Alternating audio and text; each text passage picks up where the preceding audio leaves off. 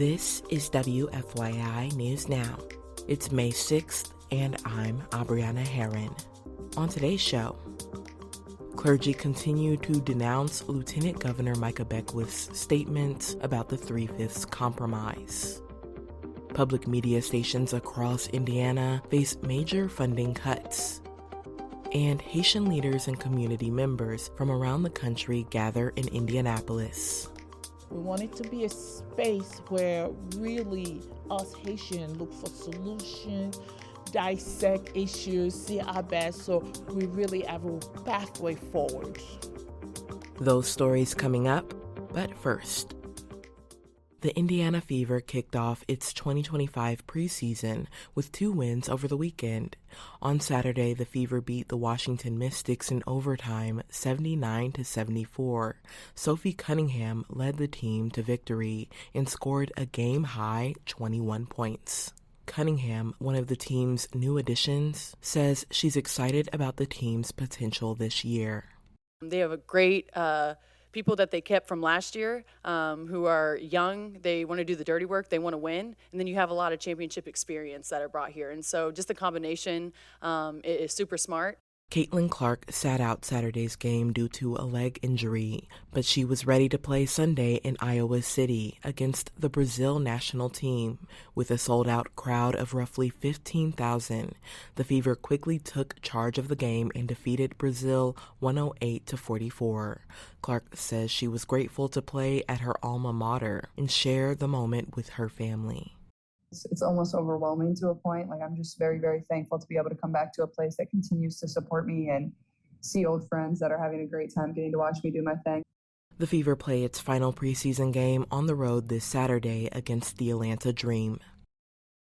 Indiana clergy continue to denounce Lieutenant Governor Micah Beckwith's statements about the 3/5 compromise and call on the governor to take a stronger stand. As Indiana Public Broadcasting's Lauren Chapman reports, they say Governor Mike Braun's response so far has been woefully inadequate. Reverend Clyde Posley is the president of the Union District Baptist Association and a senior pastor at an Indianapolis church. He says Beckwith's revision of history is something Dr. Martin Luther King Jr. warned about as the thingification of Black Americans. It was a dehumanizing tactic which went back to the history of lynching. We allow statements such as Lieutenant Governor of Indiana's Beckwith to rise without calling it what it is. We allow ourselves to continue to be merchandised. Posley and other speakers say the remarks are a distraction following a legislative session and series of executive orders that dismantled commissions and programs for Black Hoosiers. The group is currently gathering signatures to demand an apology from Beckwith. For Indiana Public Broadcasting, I'm Lauren Chapman. Indiana's 17 public radio and television stations confront major funding cuts at both the state and federal levels. Indiana Public Broadcasting's Zach Castle reports. The NPR and PBS member stations from across Indiana stand to lose nearly $13 million in state and federal funding. That's about 30% of their combined budgets. Before lawmakers passed the state budget, Representative Ed Delaney asked Representative Jeff Thompson if cutting state financial support was part of Trump's campaign against public media. I think dollars were very, very tight. We had to make priorities. So this is a fiscal decision, not a criticism of the content of PBS. It's a fiscal decision. Governor Mike Braun is expected to sign the budget soon. Trump has taken aim at NPR and PBS, including an executive order May 1st directing the Corporation for Public Broadcasting to halt funds for NPR and PBS. I'm Zach Castle.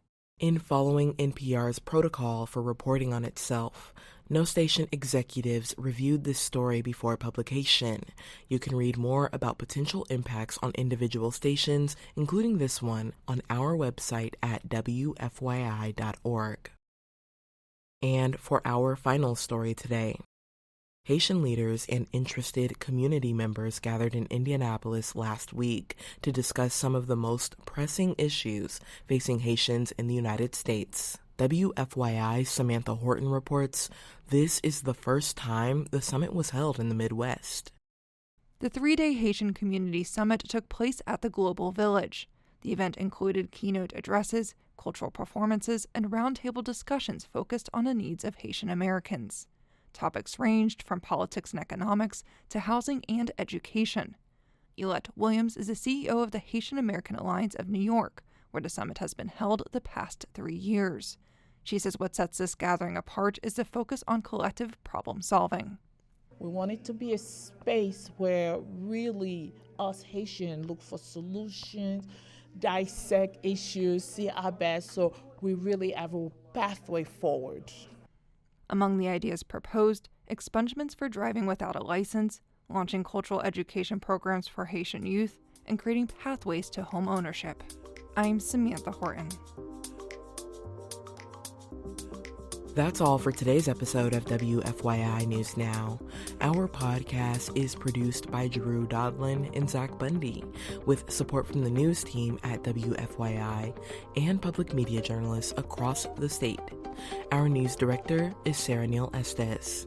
Kendall Antron produced our music, and I'm your host, Abriana Herron. If you like today's episode, remember to subscribe and share, and follow WFYI on Instagram, TikTok, Facebook, and YouTube to check in on our newsroom throughout the day. Thanks for listening. We'll be back tomorrow.